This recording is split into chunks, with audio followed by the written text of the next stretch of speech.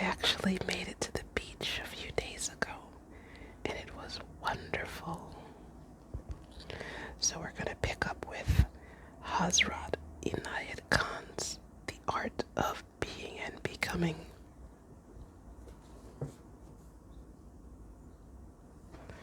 And I'm on story time 11 with this book.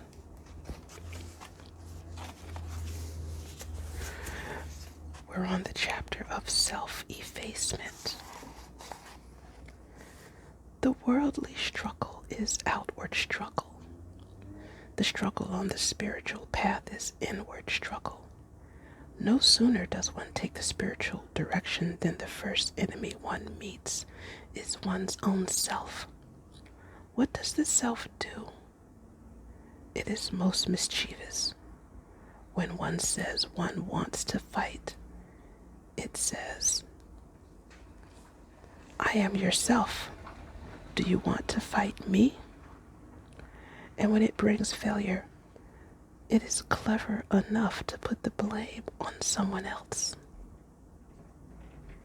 Do all those who have failed in life accuse themselves? No, they always accuse another person. When they have gained something, they say, I have done it. When they have lost something, they say, this person got in my way. With little and big things, it is all the same. The self does not admit faults. It always puts the blame on others. Its vanity, its pride, its smallness, and its egotistical tendency, which is continually active, keep one blind. I remember a Persian verse made by my Murshid which relates to the self. When I feel that now I can make peace with myself, it finds time to prepare another attack. That is our condition. We think that our little faults, since they are small, are of no consequence. Or do we not even think of them at all? But every little fault is a flag for the little self for its own dominion. In this way, battling makes man the sovereign of the kingdom of God. Very few can realize the great power in battling with and conquering the self. But what does man generally do? He says, my poor self, it has to withstand the conflicts of the world. Should I also battle with this self? So he surrenders his kingdom to his little self, depriving himself of the divine power that is in the heart of man. There is in man a false self and a real self. The real self contains the eternal. The false self contains the mortal. The real self has wisdom. The false self has ignorance. The real self can rise to perfection. The false self ends in limitation. The real self has all good. The false self is productive of all evil.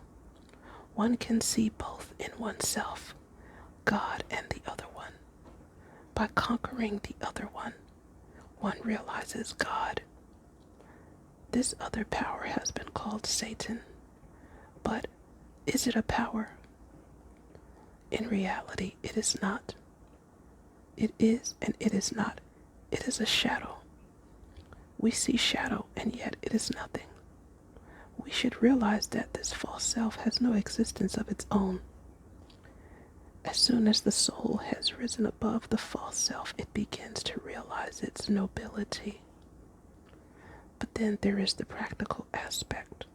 How does the false self show? What form has it? It rises up in support of its own interests. It defends itself from the attacks of others. It feels exclusive towards everyone. It knows itself as an entity separate from friend and foe.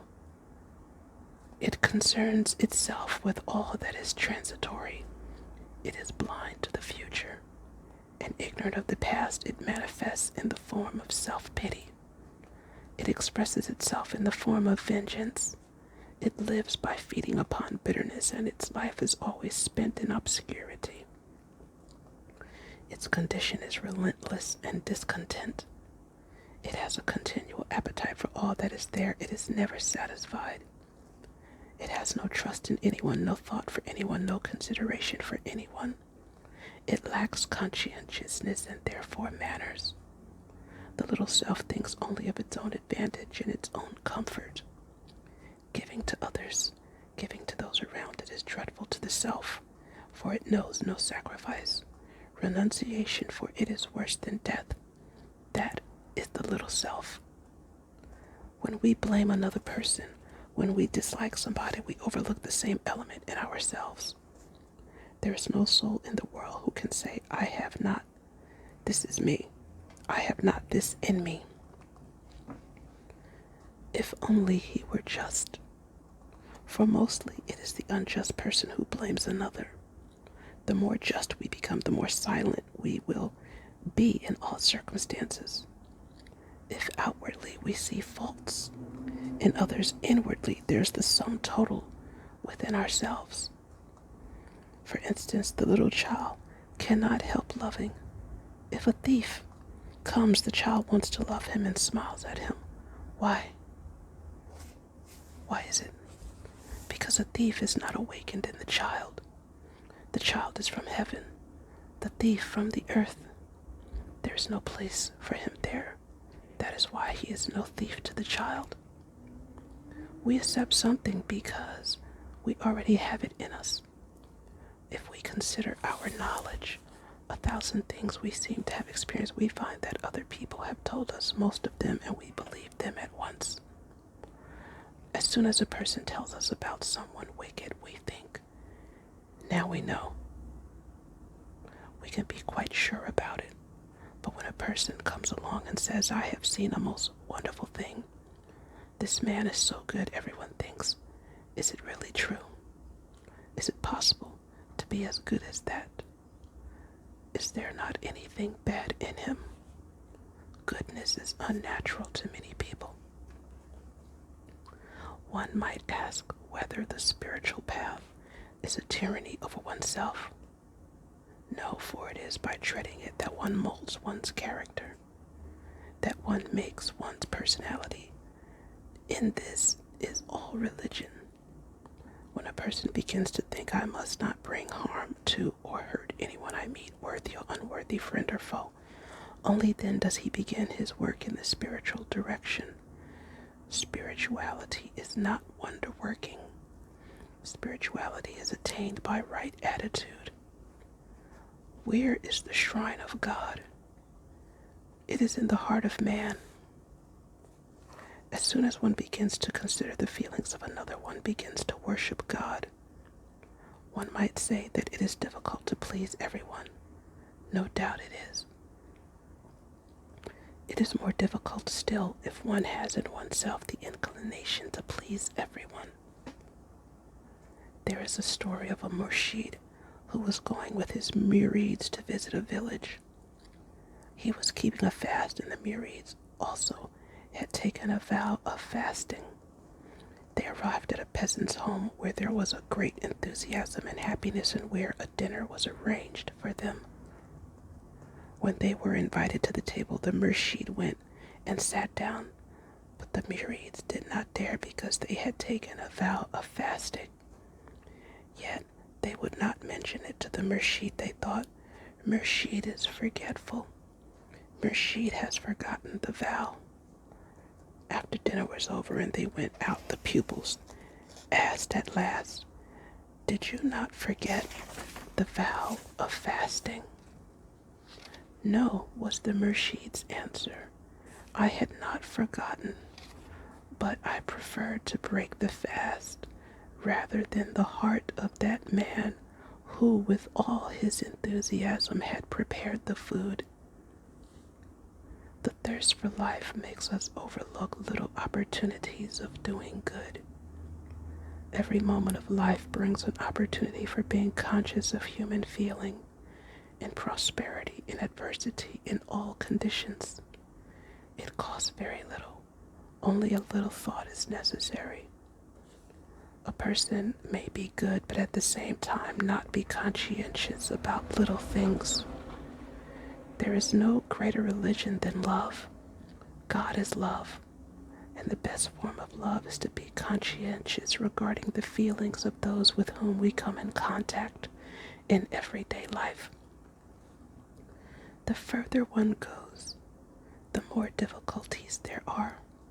One finds greater faults in oneself as one advances along the spiritual path. This is not because the number of faults has increased, but the sense has become so keen that one regards differently faults that formerly one would not have noticed. It is like a musician. The more he advances and the better he plays, the more faults he notices. He who does not notice his faults is in reality becoming worse. There is no end to one's faults. To think of them makes one humble. To say God is in me before one has realized this other metaphysical aspect of truth is not humble but profane. God is in the heart, is in the depth of the heart, but to know this is of no use when the doors of the heart are not open. It is the realization of one's innumerable faults that makes one humble and effaces the little self from one's consciousness. And it is in the effacement of the self that real spiritual attainment lies. By a keen outlook on life, we find that what disturbs us most in life is the jarring effect of the ego of another person. Those who know the right manner of developing personality know that the first lesson in life is to efface that ego as much as possible.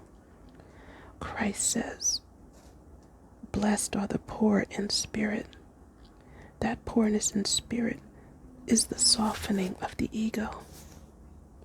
When the ego is softened in a person, then there is a charm in the thought, speech, and action of that person.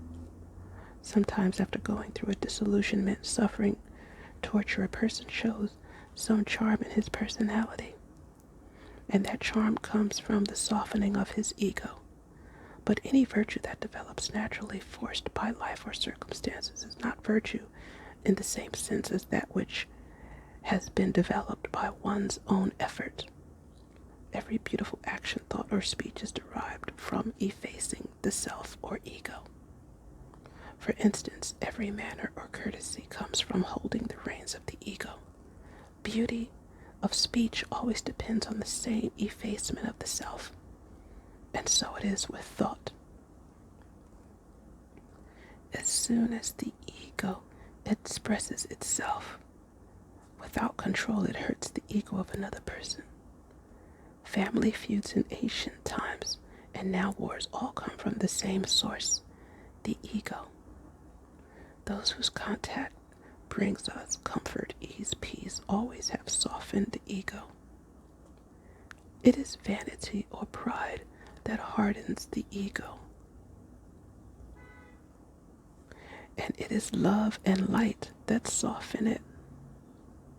The greater the person, the finer the ego. No example can be better than that of Christ washing the feet of his disciples. What builds man's ego is every kind of gratification of the ego, and what breaks it is patience and renunciation. The question whether it would be advisable to destroy the ego since others take advantage of a refined person is answered by saying that it is not necessary that one should work against the ego, but one must control it.